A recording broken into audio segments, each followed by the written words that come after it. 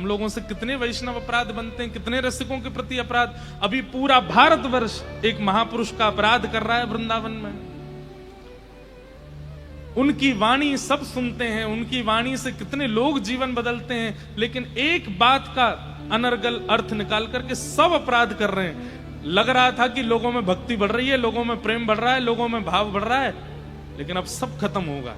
क्यों? क्योंकि एक रसिक का आप अपराध कर रहे हो, आप अपमान कर रहे हो। श्री जी क्षमा नहीं करेंगे। यहां बैठे भी अगर कोई व्यक्ति ऐसे हैं जो उनकी उस भाव से, वही बात है कि भाई बुरा कब लगता है, जब कोई सच बोल दे। और वे तो सबको बोलते हैं, उनके लिए कोई स्त्री पुरुष अलग अलग नहीं है। वो पुरुषों को भी समझाते हैं, वो बच्चों को भी समझाते हैं, हम कथा वक्ता भी जाते हैं, हमको भी समझाते हैं। आज पूरा विश्व उनका कितना अपराध, घनघोर अपराध कर रहा है। इसीलिए कहीं सुनामी आ रही है, कहीं पर भूकंप आ रहा है, कभी कुछ हो रहा है, कभी कुछ हो रहा है। हमारी प्रार्थना है ऐसा मत कीजिए आप लोग। जिनकी वाणी सुनकर के कभी कृष्ण प्रिय लगे हैं, वृंदावन प्रिय लगा है, कम से कम उनका इतना तो सम्मान कीजिए कि वो क्या कहते हैं, किस भाव को प्रस्तुत करते हैं। आप ठाकुर जी को क्रोध क्यों दिला रहे हो? भोग में कोई अपराध हो जाए ठाकुर जी गुस्सा नहीं होते, श्रृंगार में अपराध हो जाए ठाकुर जी को बुरा नहीं लगता। आपसे श्रृंगार कराने बैठे हैं क्या? वो पूरा दुनिया श्रृंगार करती है उनका, और आप क्या श्रृंगार करोगे उनका? वास्तव में कोई श्रृंगार नहीं करता ठाकुर जी का। श्रृंगार का सौभाग्य है कि वो ठाकुर जी के ऊपर पधराया जाता है। वो उसका भाग्य होता है कि मुझे धरा दो, मैं ठाकुर जी के ऊपर जाऊं। नहीं तो अंदर की बात बताऊं, श्रृंगार से ज्यादा ठाकुर जी तब अच्छे लगते हैं जब सारा श्रृंगार उतार दिया जाता है। आज हरि देखे रंगम नंगा, मोतिन माल गले और साजे, छवि के उठत तरंगा। आज हरि देखे। वास्तव में तो श्रृंगार जब बहुत बड़ा बड़ा श्रृंगार होता है ना ठाकुर जी का, तो वो तो श्रृंगार का सौभाग्य है कि आज ठाकुर जी ने उस पर कृपा करी। आजा चल तू भी बैठ ले, तेरे भी भाग्य बढ़ा दूं मैं।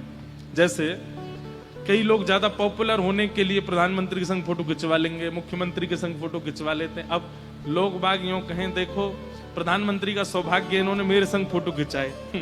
आप कहोगे वाह ये कोई बात है? आपका सौभाग्य कि आप उनके साथ खड़े हो।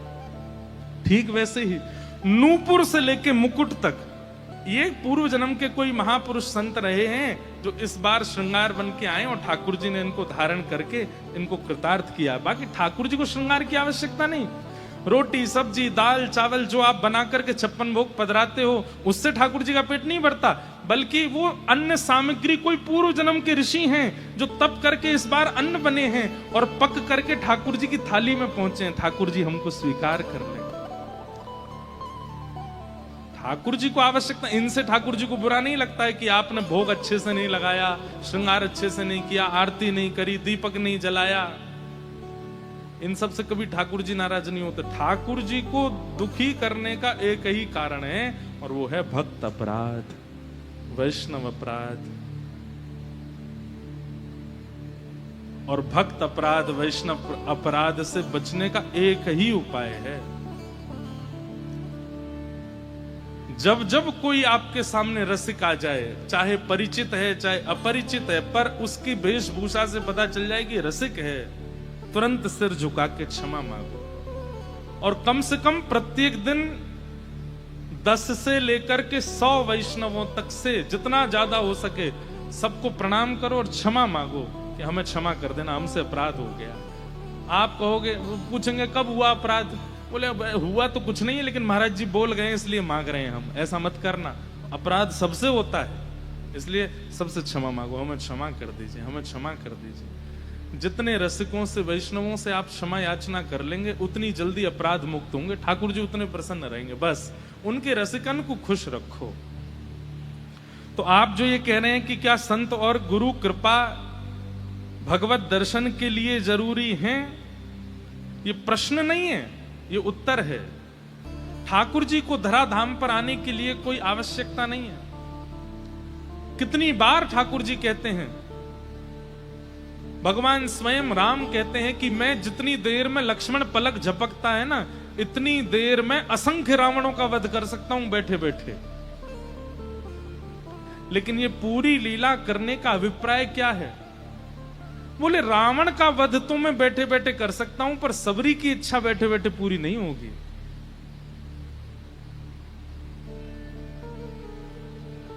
रावण कुंभकर्ण का वध तो बैठे बैठे हो सकता है, पर विभीषण पर अनुग्रह बैठे बैठे नहीं होगा। राक्षसों का वध बैठे बैठे हो सकता है, पर हनुमान पर कृपा बैठे बैठे नहीं होगी। उसके लिए तो आना पड़ेगा।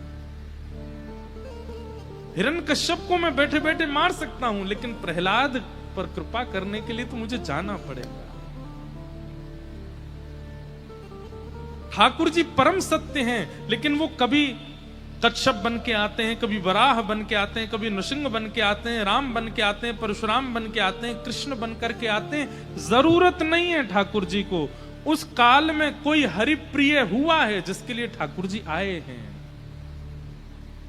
और जिस दिन इस कलयुग में एक हरिप्रिय आएगा तो कल की भी आएंगे। बस ठाकुर जी प्रतीक्षा कर रहे हैं कोई हरिप्रिय आवे तो। अभी तक ठाकुर जी नहीं आए हैं, इसका मतलब हरिप्रिय कोई आया नहीं है इस धरती पर। ठाकुर जी को प्रिय लगने वाला किसी ने ठाकुर जी को पुकारा नहीं है।